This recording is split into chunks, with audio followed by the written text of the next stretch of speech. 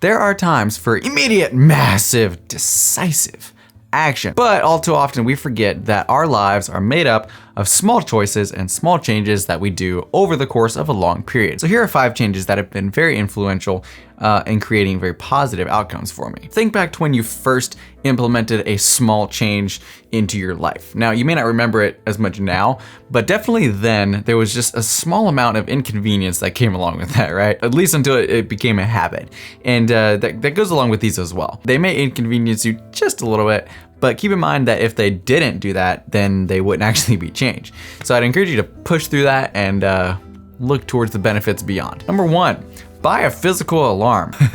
You're gonna hate me for this one when it goes off the first morning. I'll just give you my apology now because you're gonna need it. This may be the smallest change or maybe the cheapest change or fastest one you can implement, but it's also really, really powerful, and I'll explain why. First of all, basically everybody uses alarm clocks, so you basically can't escape them. The majority of people use their phones as alarm clocks, which can be problematic for a couple of different reasons. More and more research is showing that it's actually really, really harmful to your productivity and your focus throughout the day if you engage with technology, or especially distracting things like social media, within the first 30 minutes to an hour of your day. And when I use my phone as an alarm clock, I had wonderful intentions. I mean, I'd be like, it'll be fine. It's no problem. I'll just turn my alarm off. I won't even unlock my phone, and I'll just get up and go about my day.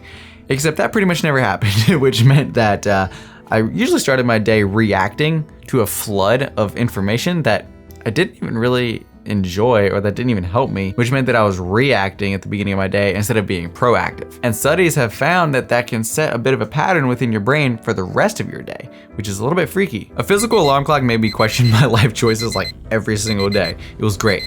But no, seriously, this was like something that actually helped a lot. I would put it across my room so that I actually had to get out of bed to go turn it off, which made getting up so much easier. And it was like $7 on Amazon. Like, you can't really go wrong. Number 2, we have the daily highlight. DAYLYTE for short. I got this next one from Ali Abdal. Wow, I have not watched him in ages. I'm not sure where he got it from, but basically the idea is that you take your day, you think back over it, and you find, okay, what was the highlight of my day? What was the best part about it?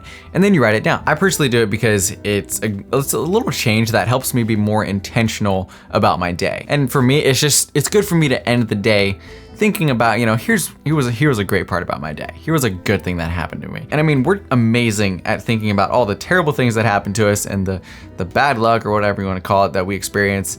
And I don't know about you, but whenever I do that and I think in that way for too long, I don't know, I can just feel like my life is basically not that great, which is totally a lie.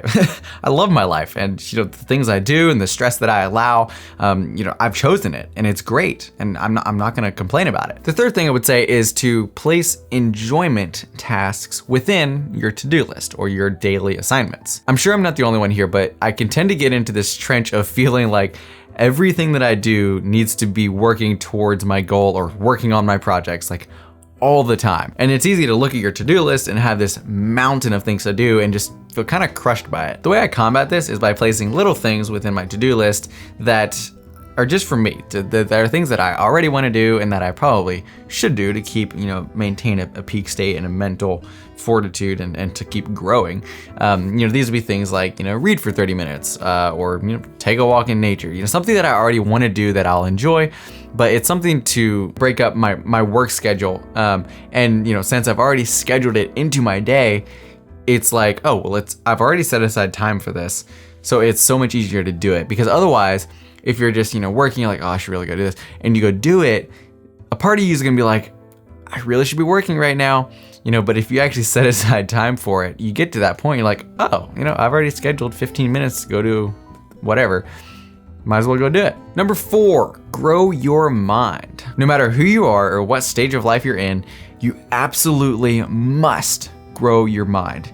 It is so essential for maintaining your well-being in life. And if you don't care about that, it's totally fine. Like, you don't have to do it. But if you want to keep healthy and be a strong, mentally sharp person as you grow older, yeah, you have to grow your mind. If it's not growing, it's slowly crumbling down. In fact, many times when people feel unfulfilled or just kind of stale in life, a lot of times it comes back to the fact that they're not growing. They're not learning new things and trying new things and implementing new strategies. Now, obviously, you can make this as big as you want it to. You can go all over the place with this, but we want to keep it small, right? So what I would recommend is find something small that is literally so small and incredibly easy that like it's almost laughable. Like reading for 10 minutes every day. I mean, who doesn't have 10 minutes in their day? If you say that you don't, it's because you haven't budgeted enough time for that, not because of the quantity of your time. By the way, 10 minutes every day is 10 books a year. So for me, the way I think about this is actually from my brother Reagan. And that is that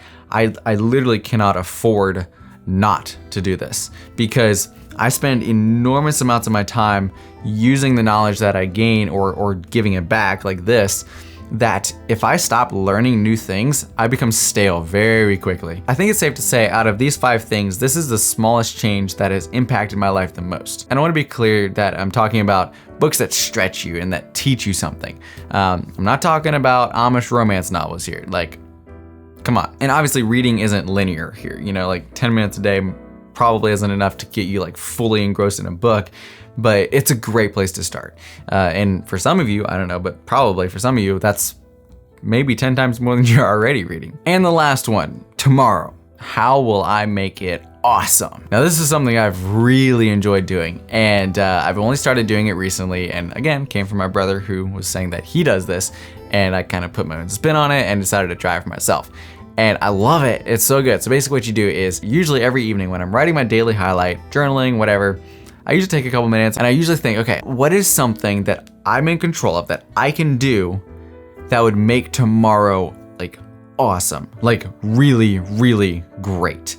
Like not just this thing of like, oh, that'd be good, like really good. It's really cool when you begin thinking like this because for the first little bit, it was actually like, I had to think about it for like 10 minutes. I was like, man, like what would make tomorrow really awesome? And it could be a small thing, it could be a big thing. For me, when I wasn't reading as much, it was something like, read for 30 minutes. That would make tomorrow really awesome because I was really pushed for time and I just needed to detach, and that was the way I did it. The way that this is really, really powerful is because it places the ability of tomorrow being awesome within your control. And it already is, but actually taking the action of doing this reinforces it. And then all the next day you're thinking, okay, how can I make this day awesome? In other areas too. It's not only that one thing.